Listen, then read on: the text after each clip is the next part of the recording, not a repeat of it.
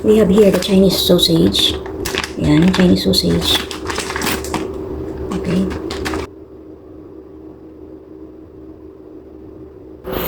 Hello, good morning everyone. Ang aga-aga ko pala nagising ngayon kasi kailangan kong magluto ng fried rice. Yan kasi ang order ni Amo. So, gumising ako ng 4:45 early in the morning. Yan ang breakfast niya. Kay pagka 6:30 or 6:45 adto na siya siyang office. So anang gabi mag-request na si Amo kung unsang iyahang i-breakfast. So gusto siya mukaon og fried rice kaya sa gabi pa lang naglungag nako para ibutangan nako sa ref ang akong nilungag para kinaumagahan pagmata nako dire-diretso nang ang trabaho nako. Lami man gud ang kuan, ang fried rice mga Mars kung ilagay mo sa ref, yung malamig na ba parang medyo matigas-tigas. So yan pala, nilagyan ko na siya ngayon ng oil, 2 spoon lang siya. So lami pa jud unta kayo tikong kung mga Mars no, kay lami pa jud itulog pero kay syempre kailangan na nato mo bangon para sa atong amo kay kinahanglan na ta mo prepare sa iyahang breakfast. So human ako gisa sa akong ahos, medyo kulang akong oil kaya gidagdagan nako siya. Tapos naka-prepare na di ko sa ako ang mga panakot, ako mga sangkap na nako diha garlic mo na nagigisa nato, tapos may onions na din siya at saka meron akong itlog, nakaprepara na yung itlog ko dyan at saka yung 1 cup rice and then the soy sauce and the sesame oil. Yan na, nakahanda na dyan lahat para dire-diretso na. Tapos, meron pala ko yung Chinese sausage. Bago ko pala siya isali dyan, bago ko i-mix dyan sa fried rice, ginawa ko muna yung Chinese sausage na in-steam ko muna siya kasi naka-frozen yun. So, kailangan ko siyang i-steam para ma-slice ko siya ng pakunti-kunti. Ngayon, medyo mabango ng ating garlic. So, dagdagan na natin yan ng inisip ko pa yan dyan pala Mars, nakalimutan ko. Uunahin ko sana pagprito ang itlog. Kaso nakalimutan ko, yung antok ka pa ba magluto? Antok ka pa nagtrabaho? Ayan, napag-isipan ko dyan, ay Diyos ko po, ang itlog hindi ko pa naprito. Yun sana ang uunahin ko. Ayan, tinabi ko na lang yung garlic at saka onions. Saka ko, dagdagan naman ng oil kasi kulang siya para sa aking itlog. Ayan, piniprito ko na yan dyan ang aking itlog.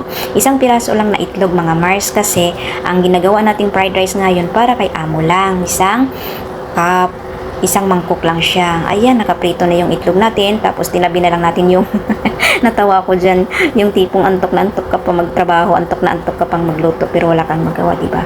Kiber ka mga 4:45 ka gumising, pero sa bagay, sa gabi pa lang, nagsaing na ako at saka nilagay ko siya sa ref. Masarap kasi yung fried rice pag nasa ref yung kanin galing kasi matigas yung kanin.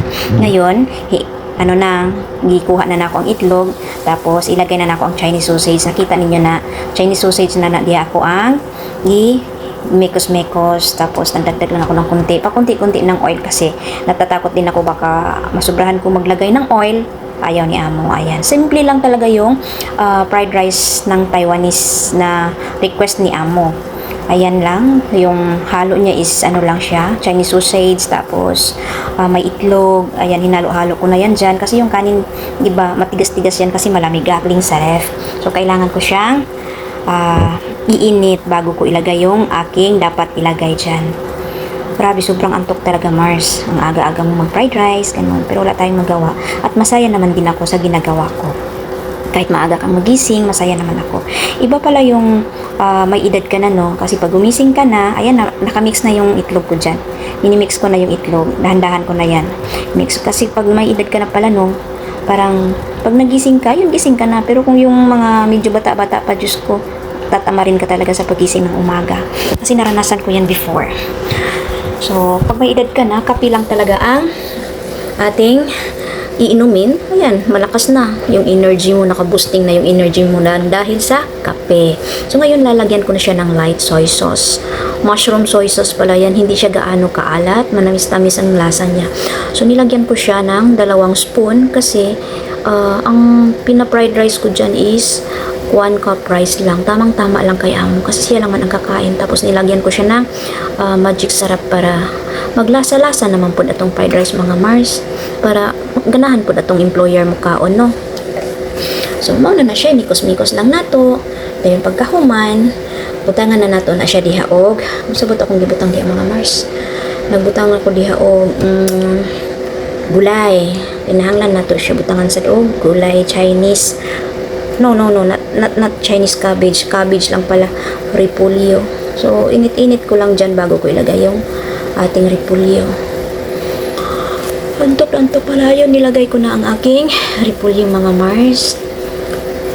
Sa mga bagong dumadaan dito sa aking YouTube, paki-subscribe naman, please. Favor naman po. So, ngayon, dito pala ako sa YouTube. Hindi na ako gaano sa Facebook. So, dito ako palagi sa YouTube kasi parang nagsasawa na din ako sa Facebook. Since before nag-Facebook ako, nag-content, hindi naman ako nagkapera dyan. So, dito tayo sa Facebook, mga Mars, magtulungan tayo.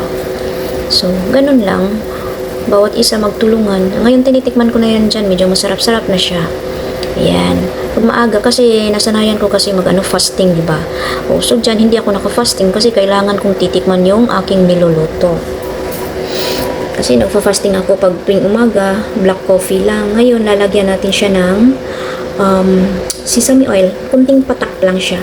Kunting patak, mabango lang ba siya para bumango yung ating fried rice. So ganun lang, di ba? So tapos inikos-mekos lang natin 'yan. Ganun talaga, mga Mars, pag magtrabaho tayo, mag-serve tayo sa ating mga employer. Biruin mo, mga Mars, yan lang kasimple ang aking niluluto. Pero ang kakain niyan is, my God, billionaire. Diba? Sobrang simpleng-simple lang talaga si Amo. Kahit billionaire yan, VIP yan dito sa bansa nila. Special yan sila. So ngayon, nilagyan ko siya ng spring onions. Pero si Amo, sa time na to, hindi pa siya nagising. Kailangan, ginawa ko to, mag-fried rice ako maya-maya. Siguro, kasi niluto ko siya is 5 o'clock exactly. Kasi 4:45, nagbangon ako. Hinanda ko na ang mga sangkap. Tapos, exactly 5 o'clock, ayan, nagluluto na ako. So, maybe mga 5:15, gigising na yun si Amo. Tapos, so, ganun lang kasimple. Tapos ng ating fried rice, nalagay ko na siya lahat. Ngayon, hintayin na natin ang ating employer magising para iserve na natin yan. So, nakahanda na din ako ng prutas, nung tubig niya, lahat-lahat na handa ko na. Tapos, maya-maya, yung fried rice na mainit-init natin iserve sa ating employer. So, yan, tapos na. Yan ang ating fried rice. Isang bowl lang yan. Kasyang-kasya sa kanya. Masarap na yan. Simple lang siya. So, yan ang ating mga ingredients lahat. Thank you for watching.